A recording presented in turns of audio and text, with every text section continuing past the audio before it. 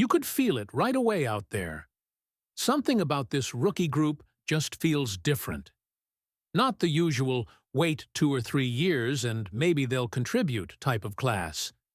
These guys already look like they're being prepared to help this team immediately. And honestly, there are a couple players that might end up shocking Vikings fans way sooner than anyone expected. One rookie already looks built for this defense. Another has coaches quietly buzzing behind the scenes. And there's one situation developing that could become a massive storyline once training camp starts. And trust me, what happened at rookie minicamp gave us way more clues than the team probably wanted to reveal. If you're riding with this team no matter what, smash that like button and drop a SKOL till I die in the comments, so I know the real Vikings fans are here. There was a completely different energy around TCO Performance Center. And if you pay close attention to what happened at Vikings rookie minicamp, you can already see the blueprint Kevin O'Connell and Brian Flores are quietly building for 2026. Not just for depth, not just for development. They're looking for immediate impact players, and after watching the first practice unfold, there are already a few names generating real intrigue inside the building. The biggest storyline entering camp was obviously first-round pick Caleb Banks, and the moment reporters stepped onto the field, all eyes immediately went to him. What they saw was enough to raise questions, but maybe not panic. Banks spent the opening stretch of practice on an exercise bike, while the rest of the rookies warmed up. After that, he moved over to individual drills, watching mostly from the side, before eventually heading inside for treatment. The Vikings are still being extremely careful with the foot injury that has followed him into the NFL after multiple fractures in college. Now here's where this gets interesting for Vikings fans. Kevin O'Connell admitted the team recently received good news regarding Banks's recovery, but he stopped short of saying that the rookie defender is suddenly ahead of schedule. In other words, Minnesota likes the direction things are going, but they are not about to rush their first-round pick onto the field before he's fully ready. The expectation right now appears to be getting him ready for training camp rather than forcing him into OTA work too soon. And honestly, that tells you the Vikings are thinking long-term here. They believe this player matters too much to gamble with early setbacks. But there's another side to this conversation that Vikings fans shouldn't ignore. Brian Flores runs one of the most demanding defensive systems in football. Everybody around the organization keeps emphasizing mental reps. And yes, learning meetings and concepts absolutely matters. But there's no replacing live repetitions in this defense. Flores asks defenders to process quickly, disguise responsibilities, shift alignments, and react instantly. Missing on-field reps this early could absolutely slow down Banks's transition, even if the team won't publicly frame it that way. Still, what stood out is that nobody inside the building sounded discouraged. Cautious? Yes. Concerned? Maybe a little. But discouraged? Not at all. And while Banks was the headline entering camp, another rookie may have quietly become the most fascinating player from the entire practice. Third-round defensive tackle Dominique Big Citrus Korn absolutely looked the part physically, even if some expected him to be even larger. At around 6'2" and over 320 pounds, he instantly stands out, because the Vikings really haven't had a true massive nose tackle presence in Brian Flores' defense yet. And what made coaches and reporters perk up wasn't just his size.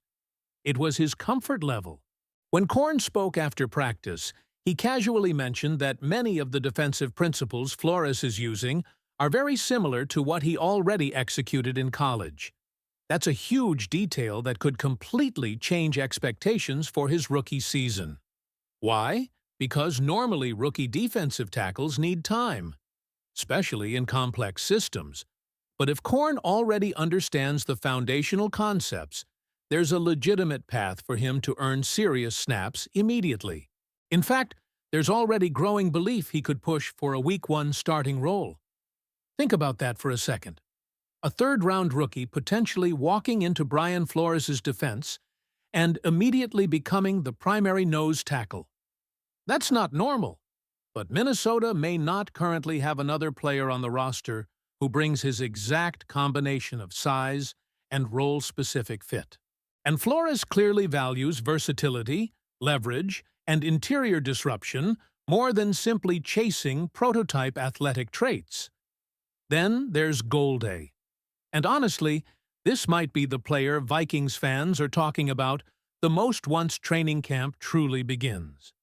Even though his contract situation still hasn't officially been finalized due to language negotiations, Golday practiced after signing a waiver, and the immediate reaction coming out of rookie camp was impossible to ignore. The length, the wingspan, the hands. Reporters watching linebacker drills couldn't stop talking about how natural he looked, dropping into coverage and tracking the football. One comparison kept surfacing repeatedly. Andrew Van Ginkel. That's not being thrown around lightly. The Vikings appear convinced they may have discovered another long, disruptive, chaos-creating defender who perfectly fits Flores' aggressive style. Golday reportedly looked fluid in coverage, explosive changing direction, and incredibly instinctive attacking passing lanes. One observer even predicted he could snag interceptions as an interior linebacker because of how naturally he uses his length. And here's another fascinating detail. Golday himself said he actually wants to lose more weight despite already looking lean. That tells you exactly what type of athlete the Vikings want in this defense now. Speed, range, movement, flexibility. Flores is building a defense designed to overwhelm offenses with versatility rather than simply overpowering them with brute size. Meanwhile, one rookie who instantly looked like a fan favorite was fullback Max Bredesen. The moment he stepped onto the field, people immediately started describing him as the classic rugged football guy Vikings fans always fall in love with. He worked primarily with the running backs group, caught passes cleanly during drills, and physically looked every bit like the replacement for C.J. Ham. And honestly, the comparison almost writes itself. Big frame, physical mentality, blue-collar style.